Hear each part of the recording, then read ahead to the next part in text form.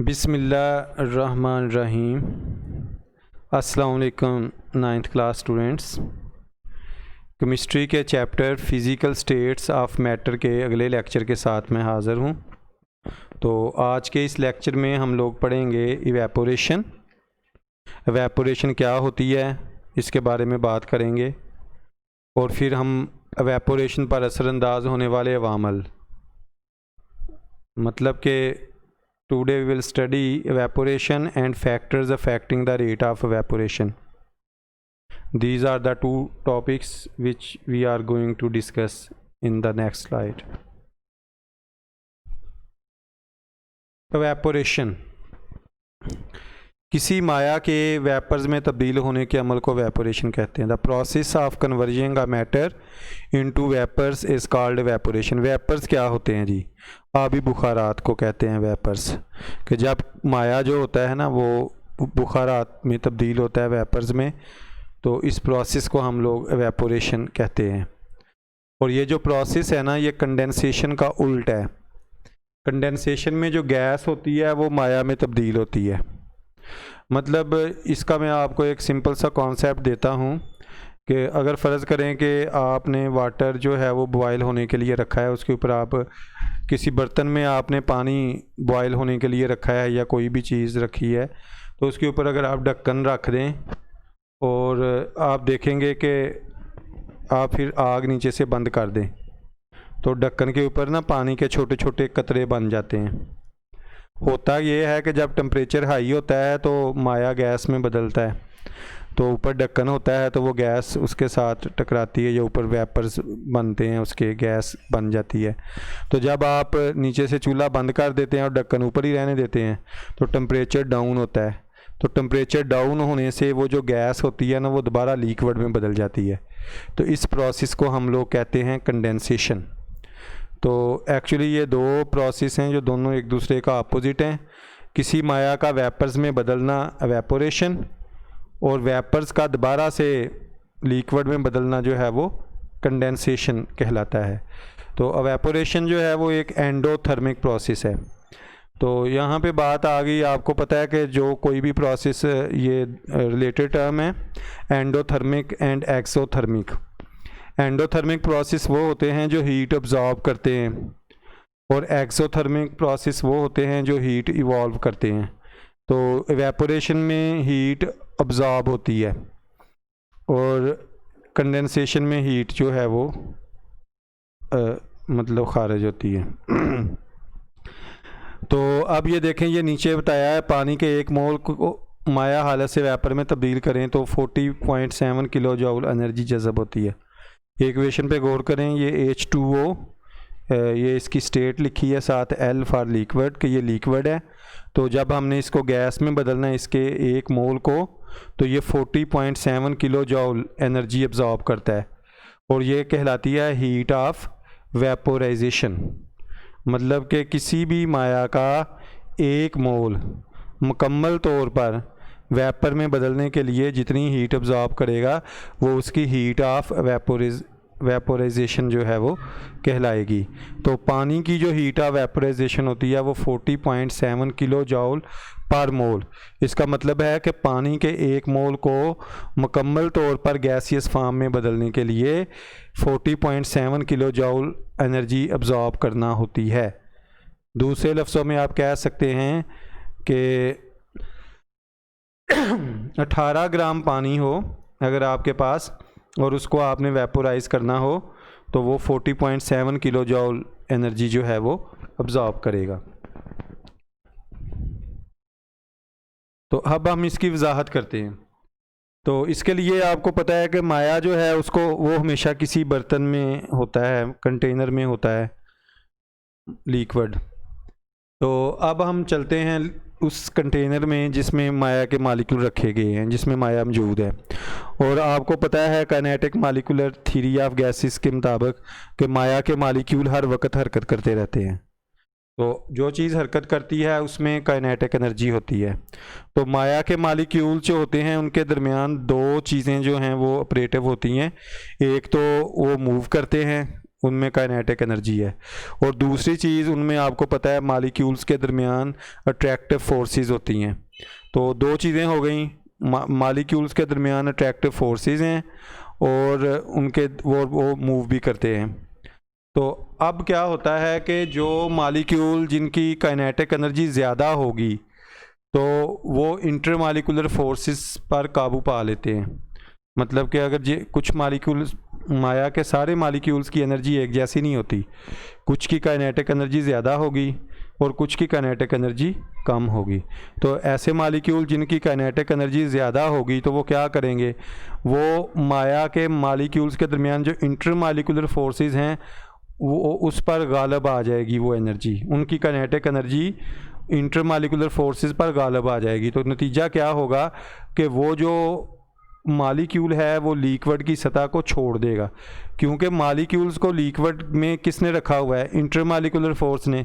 तो जब मॉलिक्यूल की काइनेटिक एनर्जी इंटरमॉलिक्यूलर फोर्सेस से ज़्यादा हो जाएगी तो वो मॉलिक्यूल लिक्विड की सतह को छोड़ देगा और इस अमल को हम कहते हैं इवेपोरेशन।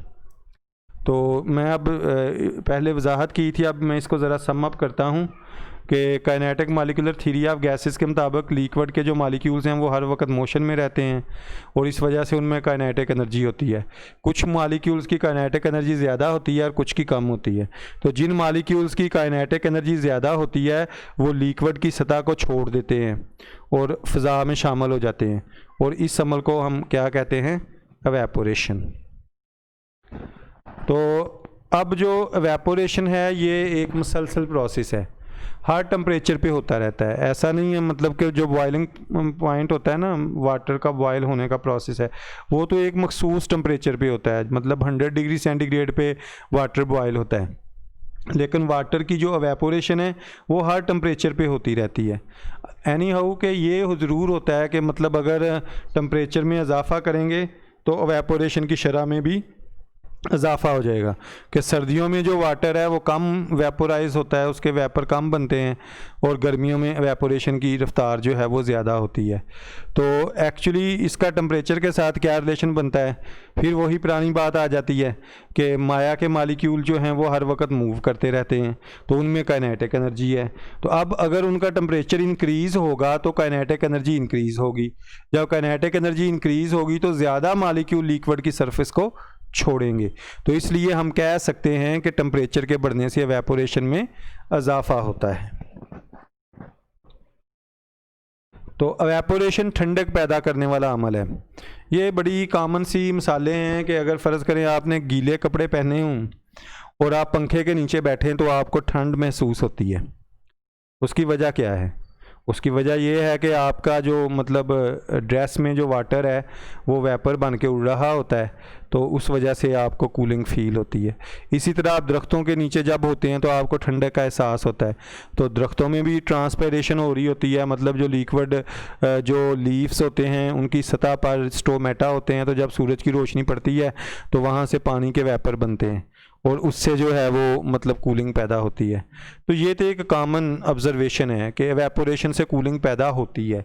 इसकी बड़ी आम मिसाल ये है कि पेट्रोल अगर आपको मिल जाए, तो वैसे तो पेट्रोल मिल नहीं रहा आजकल, अगर आपको पेट्रोल मिल जाए तो उसका एक कतरा हथेली पे रखिए तो आप देखेंगे कि वो वेपोरेट हो जाएगा, लेकिन आपको अपनी हथेली पर ठंडक महसूस होगी। ज़रूरी नहीं कि ये तजर्बा पेट्रोल के साथ करें, आप सेपरेट के साथ भी कर सकते हैं। तो अब सवाल ये पैदा होता है कि ठंडक पैदा क्यों होती है। पहली तो हमारी जो डिस्कशन थी वो इस बात पे मतलब थी कि ठंडक पैदा होती है, तो मैंने आपको 2-4 कॉमन एग्जांपल्स दी कि दरख्तों के नीचे कूलिंग का एहसास होता है क्योंकि मुसलसल वाटर इवेपोरेट हो रहा होता है। दूसरी मिसाल मैंने आपको दी कि जनाब आप गीले कपड़े पहन के पंखे के नीचे बैठें तो ठंडक महसूस होती है। तीसरी मिसाल जो गांव में घड़े होते हैं, घड़ों में पानी ठंडा हो जाता है खुद ब खुद। उसकी वजह क्या होती है कि घड़े की जो सतह होती है वो मसामदार होती है, तो वहाँ से वाटर एवेपोरेट हो रहा होता है और पिछला पानी जो है वो ठंडा हो जाता है। तो अब नेक्स्ट जो ज़रा थोड़ी सी साइंटिफिक डिस्कशन है वो ये है कि एवेपोरेशन हो क्यों, मतलब क्यों ठंडक पैदा कर रही है, ऐसा क्या है एवेपोरेशन में। तो बात यह है, इस बात को समझने के लिए हमें टेम्परेचर यानी हीट की डेफिनेशन में जाना पड़ेगा, टेम्परेचर की डेफिनेशन में जाना पड़ेगा। तो वो डेफिनेशन क्या है, कि किसी भी चीज़ के जो मालिक्यूल हैं वो हर वक्त हरकत में रहते हैं, जब वो हरकत में हैं तो उनमें काइनेटिक एनर्जी है। तो हीट क्या होती है, किसी भी शय के जो मालिक्यूल्स हैं उन सब की काइनेटिक एनर्जी का जो एवरेज होता है वो हीट होती है। हीट की क्या डेफिनेशन है कि किसी भी शय में जो मालिक्यूल हैं वो हर वक्त मूव करते हैं तो उनमें काइनेटिक एनर्जी होती है, तो उन सारे पार्टिकल्स की काइनेटिक एनर्जी का जो एवरेज होता है वो हीट होती है। अब जब किसी लिक्विड में कोई मालिक्यूल वेपर में बदलता है तो वो लिक्विड की सतह को छोड़ देता है, जिससे लिक्विड की जो नेट काइनेटिक एनर्जी है वो क्या होती है, रिड्यूस होती है, क्योंकि जिस वेपर ने लिक्विड की सतह को छोड़ा वो अपनी काइनेटिक एनर्जी साथ ले गया। तो अब जो बाकी मालिक्यूल रह गए हैं उनकी काइनेटिक एनर्जी क्या हो जाएगी, कम हो जाएगी। तो अब काइनेटिक एनर्जी कम होने का मतलब क्या है, हीट कम होगी, हीट एनर्जी और टेम्परेचर कम हो गया। तो इस वजह से जब किसी भी माया की सतह से जो मालिक्यूल्स हैं वो एवेपोरेट होते हैं तो उससे कूलिंग पैदा होती है, और उस कूलिंग पैदा होने की वजह क्या है, काइनेटिक एनर्जी में कमी है। तो इसलिए हम कहते हैं कि एवेपोरेशन ठंडक पैदा करने वाला अमल है। और दरख्तों के नीचे भी ठंडक का एहसास होता है, और उसके बाद ये मतलब क्या नाम है उसका, पंखे के नीचे आप कपड़े पहने, गीले कपड़े पहन के आए तो उससे भी ठंडक का एहसास पैदा होता है। तो उसके बाद है जी एवेपोरेशन पर असरअंदाज होने वाले फैक्टर्स। तो एवेपोरेशन पर कौन कौन से फैक्टर असरअंदाज होते हैं, लेट्स सी। तो पहली चीज़ है जी जो एवेपोरेशन पर असरअंदाज होती है वो सतही रकबा होता है। सतही रकबा जितना ज़्यादा होगा, ज़ाहिर मालिक्यूल उतने ज़्यादा स्केप करेंगे तो एवेपोरेशन का अमल उतना ही तेज़ होगा। इसलिए आप देखें कि चाय को ठंडा करने के लिए पिर्च या सॉसर यूज़ करते हैं, तो उसकी वजह क्या है कि अगर आप कप में चाय पड़ी रहेगी तो वो ज़्यादा देर गर्म रहेगी, और अगर आप उसे किसी खुले बर्तन में डाल देते हैं तो चाय जल्दी ठंडी हो जाएगी, एवेपोरेट हो जाएगी। तो मतलब कहने का ये है कि एवेपोरेशन का तल्लक सरफेस एरिया के साथ होता है। Greater the surface area greater will be the evaporation, के जितना सरफेस एरिया ज़्यादा होगा एवेपोरेशन उतनी ही ज़्यादा होगी। उसके बाद जो दूसरा फैक्टर जो है असरअंदाज होता है वो है टेम्परेचर।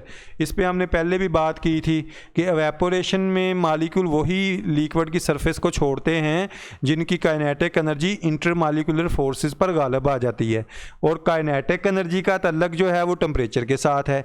तो जब टेम्परेचर बढ़ेगा तो मालिक्यूल्स की काइनेटिक एनर्जी बढ़ेगी और वो ज़्यादा लिक्विड की सरफेस को छोड़ेंगे। तो इट मीन्स कि जब किसी चीज़ का टेम्परेचर बढ़ता है तो उसकी मतलब मालिक्यूल्स की काइनेटिक एनर्जी बढ़ती है और एवेपोरेशन जो है वो बढ़ती है।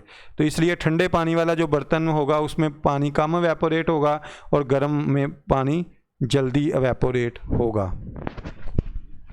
उसके बाद जी हमारी जो अगली चीज़ है वो है इंटर मालिकुलर फोर्सेस।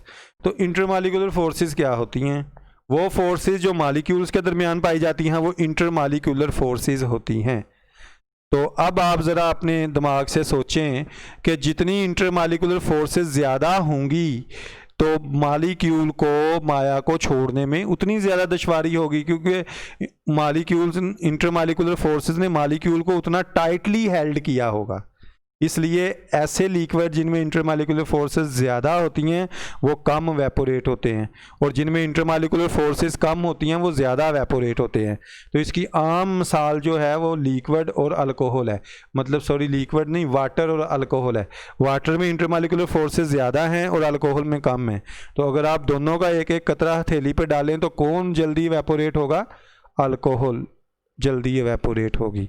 लेकिन जी इसके साथ ही हमारा ये लेक्चर ख़त्म हुआ। तो अब मैं आपसे एक छोटी सी क्विज़ पूछने लगा हूँ, तो उसका आंसर आपने मुझे कमेंट्स में देना है।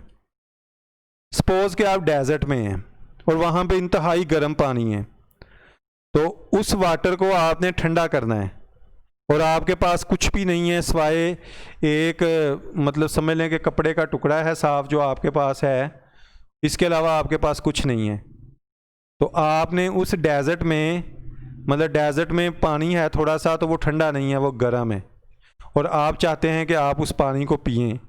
तो उस पानी को आपने ठंडा करके पीना है और आपके पास उस कपड़े के टुकड़े के अलावा कुछ नहीं है, तो आप उसको कैसे ठंडा करेंगे, सोचिएगा। एवेपोरेशन के प्रोसेस को माइंड में लाते हुए सोचिएगा तो आपको इसका आंसर मिलेगा, और वो आंसर आपने मुझे कमेंट्स में लिखकर बताना है कि इस तरह से हम वाटर को ठंडा कर लेंगे। लेकिन जी इसके साथ ही हमारा जो लेक्चर था वो फिनिश हुआ। अल्लाह हाफिज़।